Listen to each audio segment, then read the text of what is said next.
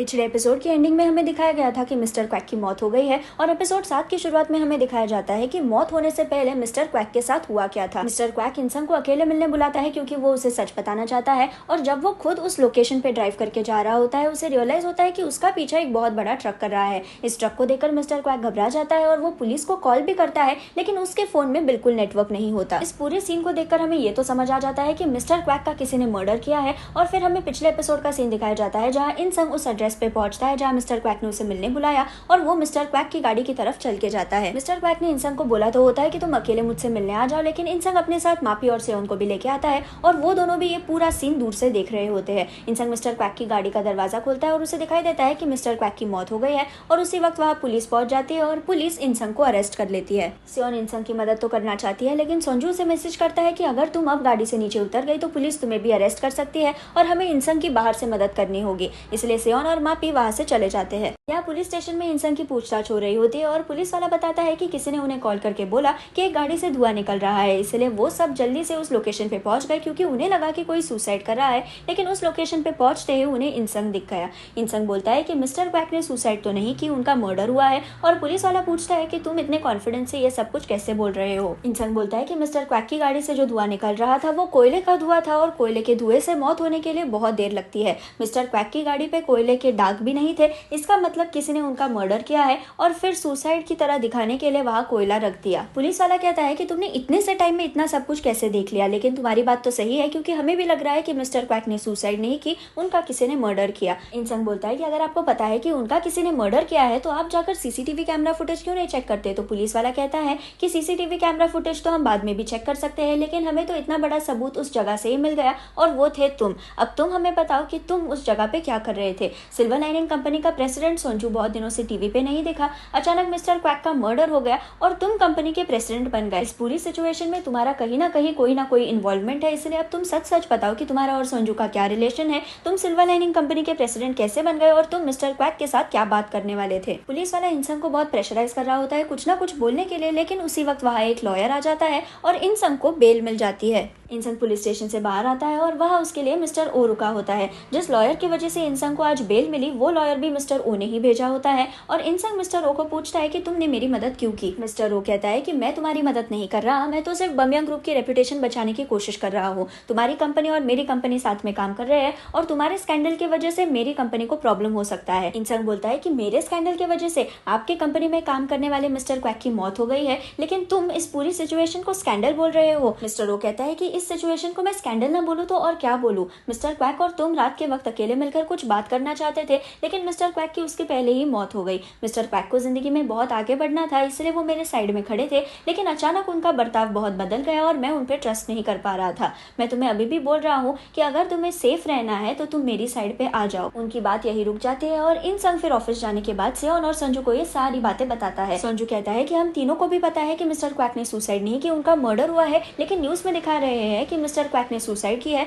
और इसलिए पुलिस ने केस बंद कर दी है। ये बात जानकर इंसान को बहुत शौक लगता है क्योंकि अभी पुलिस स्टेशन में पुलिस वाले ने उसे कहा था कि ये एक मर्डर केस है, सुसाइड केस नहीं, लेकिन न्यूज में कुछ अलग ही दिखाया जा रहा है। संजू कहता है कि इसका मतलब ये है कि जो कोई भी इंसान इस पूरी सिचुएशन के पीछे है वो बहुत पावरफुल है। हम मीडिया वालों पे भी विश्वास नहीं कर सकते, हम पुलिस वालों पे भी विश्वास नहीं कर सकते। इन सारी बातों की वजह से इंसान बहुत स्ट्रेस में होता है और वो कहता है कि मिस्टर ओ ने मुझे बोला था कि अगर तुम्हें सेफ रहना है तो तुम मेरी साइड पे आ जाओ, और अगर मैंने उसकी बात सुन ली होती तो शायद आज मिस्टर क्वैक जिंदा होता। सेओन इंसान को बहुत समझाने की कोशिश करती है कि उसका और मिस्टर क्वैक की मौत का कोई लेना देना नहीं है, लेकिन इंसान समझने के स्टेट के बाहर होता है। वो कहता है कि ये सब कुछ मेरी वजह से हो रहा है और अगर मैं अब इस सिचुएशन से बाहर नहीं निकला तो शायद मेरी फैमिली का भी मर्डर हो जाएगा। इंसान की बातें सुनकर संजू समझ जाता है कि वो बहुत डिस्टर्ब हो गया है मिस्टर क्वैक की मौत को लेकर, इसलिए वो कहता है कि पहले मैं तुम्हें 1 बिलियन वॉन देने वाला था पूरा काम करने के लिए, लेकिन अब मैं तुम्हें 2 बिलियन वॉन देने के लिए तैयार हूँ। इंसान जो पहले संजू के साथ काम करने के लिए तैयार हुआ था सिर्फ पैसे की वजह से, वो आज पैसे से भी कन्विंस नहीं हो रहा।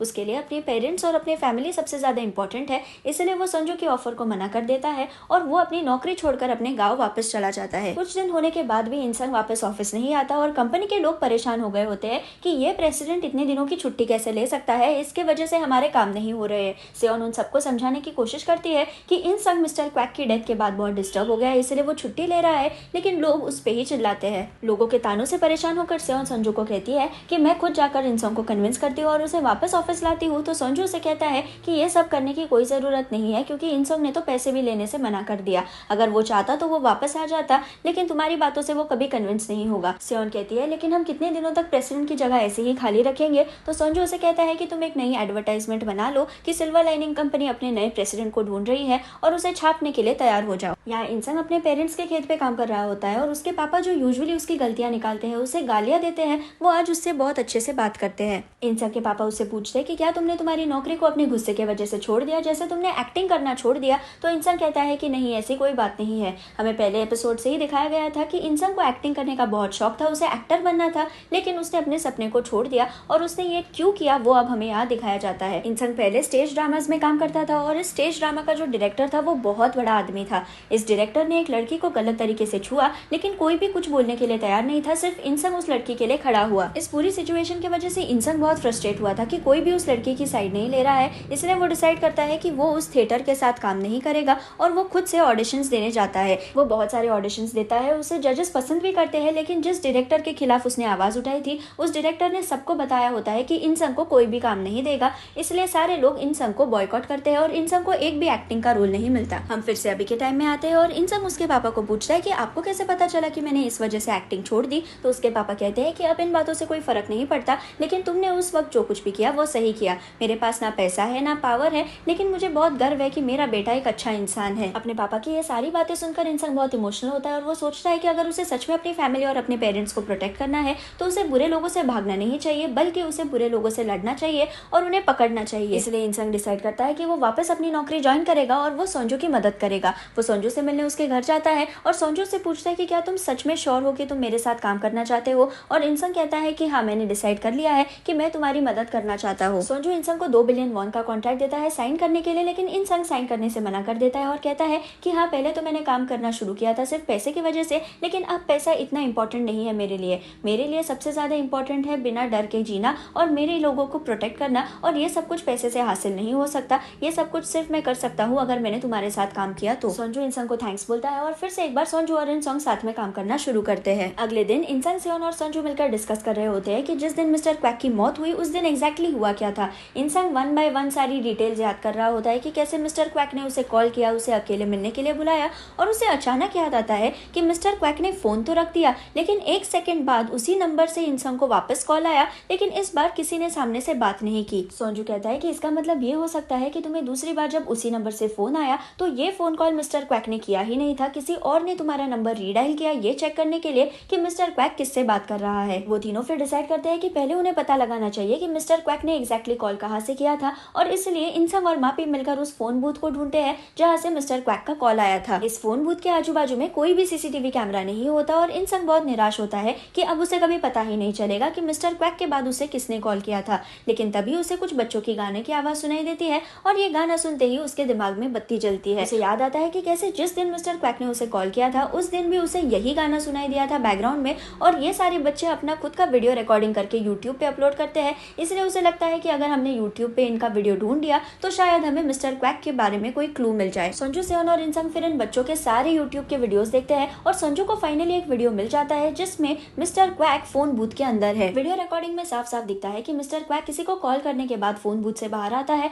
और वो जैसे ही बाहर निकलता है कोई और आदमी जल्दी से फोन बूथ के अंदर घुस जाता है। ये आदमी होता है मिस्टर ओ का पर्सनल असिस्टेंट और ड्राइवर, जिसका नाम है विजय। फिर हमें यहाँ पिछले एपिसोड का एक सीन दिखाया जाता है जिसमें मिस्टर क्वैक हॉस्पिटल में जाता है नैम से मिलने के लिए, लेकिन नैम का किसी ने मर्डर किया होता है। ये मर्डर विजय ने ही किया होता है और मिस्टर क्वैक विजय को पूछता है कि ये सब कुछ तुम क्यों कर रहे हो, तो विजय कहता है कि मुझे जैसे ऑर्डर मिली वैसे मैं कर रहा हूँ। मिस्टर क्वैक पूछता है कि अगर तुम्हें ऊपर से ऑर्डर मिली मुझे मार डालने के लिए तो क्या तुम मुझे भी मार डालोगे, तो विजय कहता है कि अगर तुम अच्छे से बिहेव करोगे तो मैं तुम्हें मार नहीं डालूंगा। विजय की ये बात सुनकर ही मिस्टर क्वैक डिसाइड कर लेता है कि वो इंसान को सब सच बता देगा क्योंकि उसकी खुद की जान खतरे में है, लेकिन उसे ये पता नहीं होता कि विजय उसका हर जगह पीछा कर रहा है। विजय मिस्टर क्वैक को फोन बूथ के अंदर जाते हुए देख लेता है और जैसे ही मिस्टर क्वैक फोन बूथ के बाहर आता है वो जल्दी से फोन बूथ के अंदर घुसकर नंबर रीडायल करता है और सामने से जब इंसान फोन उठाता है उसे समझ आ जाता है कि मिस्टर क्वैक और इंसान का कोई ना कोई प्लान बन रहा है। इसका मतलब शायद ये हो सकता है कि मिस्टर क्वैक का खून विजय ने ही मिस्टर ओ के ऑर्डर पे किया है। ये सारी बातें जानकर इंसान डिसाइड करता है कि वो खुद विजय को सबक सिखाएगा और उससे इन्फॉर्मेशन निकालेगा, और इसलिए वो विजय का पीछा करना शुरू करता है और उसके साथ साथ वो मापी को भी लेके जाता है। सोनजू इंसंग को बोलता है कि तुम्हें बहुत संभाल के ये सारा काम करना होगा, क्योंकि विजय पहले मिलिट्री में काम करता था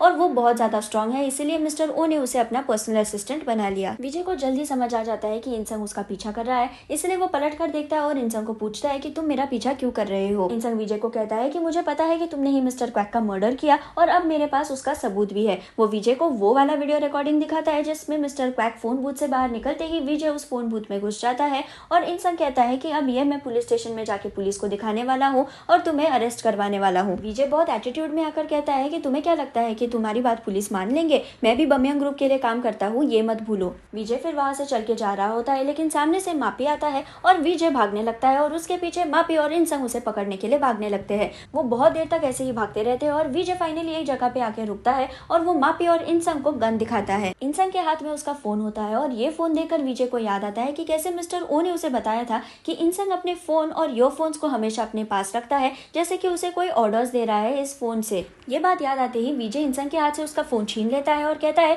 कि तुम जैसे उल्लू का पट्टा इस कंपनी का प्रेसिडेंट कैसे बन गया, यही मुझे समझ में नहीं आता है। और वो इस फोन को लेकर वहां से चला जाता है। बाद में इंसंग सेओन को ये सारी बातें बताता है और सेओन उस पर चिल्लाती है कि तुम सोनजू को अपने हाथों से जाने कैसे दे सकते हो? तुम्हारी वजह से सोनजू को आज किडनैप किया गया है, तुम्हें समझ में आ रहा है ना? इंसंग हंसते हुए कहता है कि तुम ज्यादा चिंता मत करो, ये सारा हमारा ही प्लान है। अब से हमारे पास सारी इन्फॉर्मेशन होगी कि विजय किससे मिल रहा है, किससे बात कर रहा है, किसके लिए काम कर रहा है और उसके ऊपर के लोग क्या चाहते हैं और कैसे उन्होंने मिस्टर क्वैक का मर्डर किया। और यहाँ एपिसोड 7 खत्म हो जाता है।